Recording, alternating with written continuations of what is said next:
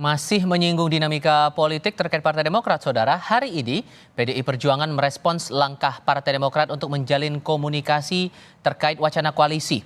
Sekjen PDI Perjuangan Hasto Kristianto menyebut komunikasi PDIP dengan Partai Demokrat sudah dilakukan sejak lama. Namun Hasto memastikan untuk tidak ada syarat mutlak bagi parpol yang akan bergabung mengusung Ganjar Pranowo. Selanjutnya, PDI Perjuangan akan mengatur jadwal bersama parpol koalisi untuk bertemu dengan Partai Demokrat.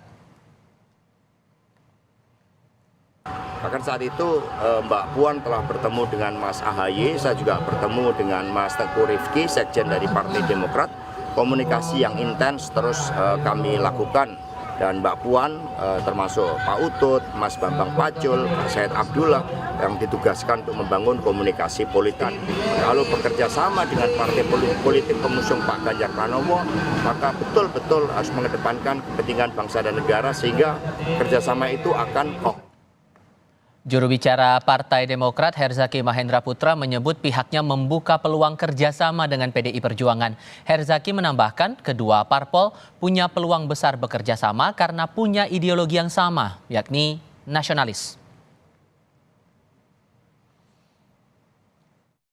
Mengenai koalisi atau kerjasama tidak harus dimulai oleh pertemuan oleh keduanya, tetapi bagaimana kepentingan rakyat, bangsa dan negara bisa kita perjuangkan. Itu saja.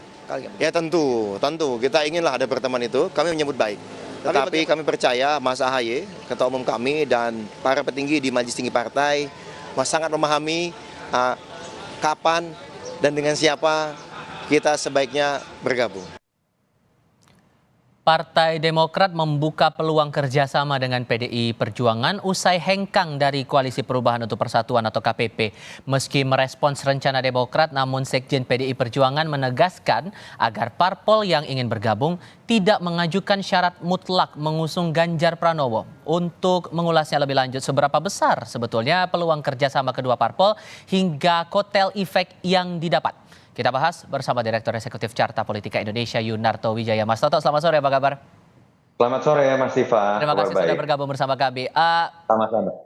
Peluang kerjasama antara Demokrat dengan PDI Perjuangan, Anda melihat ini levelnya sudah serius atau baru penjajakan awal? Gimana peluangnya? Iya, sebetulnya kalau ditanya apakah ruangnya terbuka atau tidak, dari bahkan sebelum kita melihat peristiwa Mas Anies katakanlah meninggalkan AHY, ruang itu sudah sangat dibuka ya. Kalau kita lihat memang dari statement pertama dari pertemuan Mas AHY dengan Mbak Puan. Di hari yang sama itu ada tweet dari Pak SBY yang berbicara mengenai beliau bersama Ibu Mega ada dalam satu kereta dengan Pak Jokowi akan datang ke tempat tertentu begitu. Jadi itu sebetulnya bahkan sudah bisa diindikasikan ada potensi putaran kedua. Andai kata pun Anies dengan AHY bergabung, andai kata Anies tidak masuk, Mas AHY tidak masuk, Demokrat mungkin akan lebih memilih koalisinya Mas Ganjar. Jadi memang arahnya sudah terlihat seperti itu. Nah sekarang kan kemudian skenarionya berubah.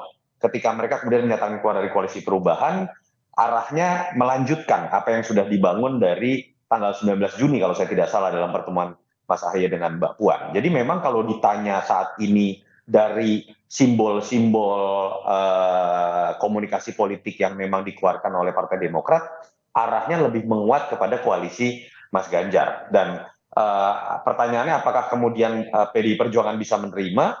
Kalau kita lihat statement PDI Perjuangan juga cukup menyambut ya. Tinggal masalah teknisnya seperti apa dan pertanyaan besarnya apakah melalui sebuah momen Ibu Mega bertemu dengan Pak SBY atau cukup misalnya di level Mbak Puan dengan Mas AHY atau Mas AHY dengan Ibu Mega sebagai ketua umum. Tapi secara prinsip menurut saya terlihat sekali kedua belah partai ini saling membuka diri, gayung bersambut, tinggal permasalahan teknis. Nah kalau pertanyaannya kotel efeknya seperti apa, memang PR-nya akan lebih ada di Partai Demokrat. Partai Demokrat kan kita tahu selama dua pemilu kemarin misalnya ada dalam posisi berseberangan. Bahkan kalau dilihat ada dalam posisi berseberangan 20 tahun terakhir ya. Dan kalau kita lihat artinya kan psikologi dari basis massa Partai Demokrat itu cenderung lebih oposan. Nah, di situ memang dibutuhkan sebuah narasi untuk melakukan konsolidasi. Walaupun kalau kita tarik lagi Mas Diva, sebetulnya tidak ada sesuatu yang sangat prinsipil dalam konteks perbedaan sikap atau konflik antara PDI Perjuangan dengan Partai Demokrat. Ini kan hanya lebih didasarkan kesalahpahaman dua tokoh besar dari partai itu, tapi bukan perbedaan mengenai ideologi, program yang itu lebih sulit untuk dilakukan sebuah konsolidasi. Ditambah sikap dari kedua partai ini bilangnya, kalau dari Sekjen PDIP bilangnya diharapkan parpol yang ingin bergabung tidak mengajukan syarat mutlak. Dari pihak Demokrat juga menyampaikan mereka akan lebih rasional. Tampaknya sudah mulai klop terlihat dari sini saja begitu ya?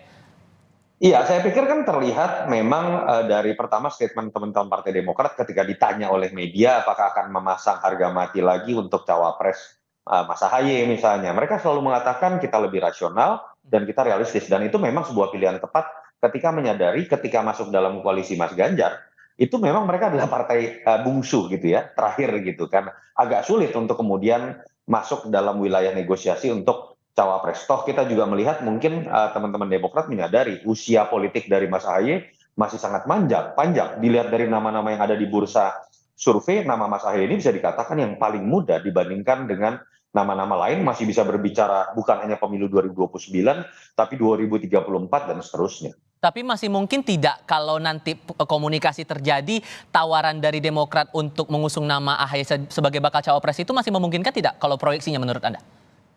Ya, pasti akan dicoba, tentu saja bahwa ada harapan memasukkan nama Mas Ahaye sebagai cawapres. Tapi Tetapi kan peluangnya? sikap realis.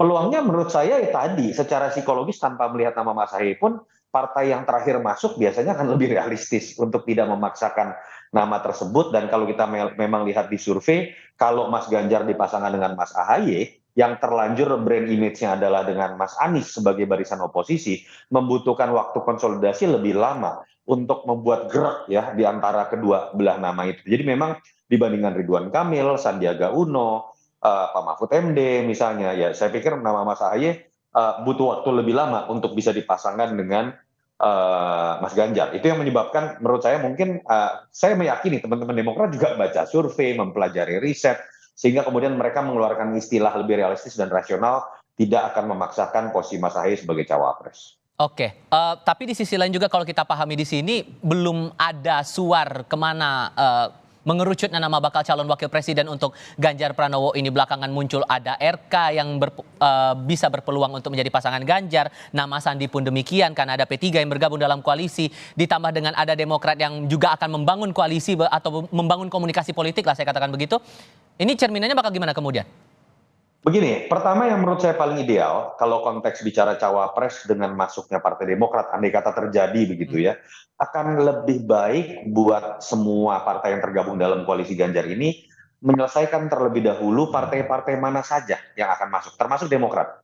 Sehingga sebelum diumumkan nama cawapres. Sehingga kemudian seluruh keputusan mengenai cawapres ini terlihat di publik adalah keputusan bersama. Ini menunjukkan kesejajaran dari semua partai. Kalau terlanjur kemudian sudah mengeluarkan nama cawapres, ada partai baru masuk, ada kesan partai ini diselipkan gitu ya, atau tanda kutip tidak ikut serta dalam pengambilan keputusan besar. Itu poin pertama. Poin kedua, ya memang menurut saya kalau mau kita berspekulasi, nama-nama yang paling kuat muncul dalam konteks menjadi calon wakil presiden dari Mas Ganjar, di situ ada nama Ridwan Kamil, di situ ada nama Sandiaga Uno, di situ ada nama Pak Mahfud MD. Ketiga-tiganya punya elektabilitas yang mumpuni untuk bisa memberikan faktor kemenangan. Tapi mungkin misalnya Sandiaga Uno cenderung lebih mudah faktor politiknya karena dia adalah kader P3 yang sudah menjadi bagian dari koalisi. Kang Ridwan Kamil punya kelebihan, dia punya provinsi yang memang besar jumlah pemilihnya dan itu melengkapi salah satu daerah yang Mas Ganjar belum optimal atau belum terlalu kuat ya. Tapi kita tahu dia adalah kader Partai Golkar. Di situ akan ada satu tahapan lagi. Apakah kemudian Golkar keluar dari koalisi Prabowo, ataukah kemudian Ridwan Kamil yang keluar, ataukah kemudian Golkar memainkan positioning seperti 2004 ketika Pak Wiranto maju, tapi Pak JK juga maju begitu. Itu yang menurut saya situasinya lebih complicated. Pak Mahfud sama.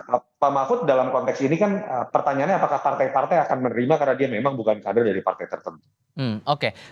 Kemudian kalau kita bicara soal potensi efek elektabilitasnya begitu untuk Demokrat kalau kemudian bergabung ke PDIP gimana? Iya, kalau hanya berbicara dalam konteks 10 tahun terakhir, ada sebuah hambatan psikologis yang harus diselesaikan oleh teman-teman Partai Demokrat. Tadi saya sebutkan, segmen pemilih Partai Demokrat ini biasanya adalah segmen pemilih yang cenderung kritis terhadap pemerintahan Jokowi. Sehingga ketika bergabung dengan koalisi merah tanda kutip yang dianggap adalah bagian dari kelanjutan Jokowi, di situ harus ada narasi yang jelas, konsolidasi ulang, menjelaskan sebuah narasi yang sifatnya reasonable, sehingga kemudian tidak terjadi penolakan. Tapi kalau sebenarnya berbicara pada narasi yang lebih besar, narasi rekonsiliasi dalam konteks apalagi dua tokoh bangsa terbesar, Ibu Mega dan Pak SBY, kalau itu berhasil dilakukan atau dinarasikan dengan baik, itu malah bisa jadi sebuah ledakan atau kejutan ya, efek kejut atau wow efek yang bisa berimplikasi bukan hanya kepada solidnya pemilih Partai Demokrat, tapi pemilih-pemilih partai lain secara umum mungkin akan melihat itu sebagai sebuah hal yang positif dan bukan tidak mungkin tertarik dengan koalisi ini karena PR-nya narasi cukup besar rekonsiliasi juga tadi. begitu mendekati masa pendaftaran tanggal 10 sampai 16 Oktober. Ini PR besar begitu ya? Iya tentu saja, karena ini kan berbicara harus diakui ya, ada sisi survive dari Partai Demokrat. Mereka kan terpaksa harus mengambil sikap seperti ini, tetapi memang ini tetap pilihan yang tepat. Walaupun ada PR kemudian untuk konsolidasi ulang tadi, dibandingkan ketika sudah tanda kutip mereka menggunakan istilah Demokrat dikhianati, tapi kemudian tetap berada di dalam barisan koalisi perubahan, saya pikir itu mengenai kewibawaan partai dan kewibawaan Mas AHY. Oke, baik. Terima kasih untuk perspektifnya. Terima Mas kasih. Yunarto Wijaya sudah diberkahi bersama Sama-sama. Kompas TV kali ini. Makasih, Sehat Pak. selalu, Mas. Sehat selalu.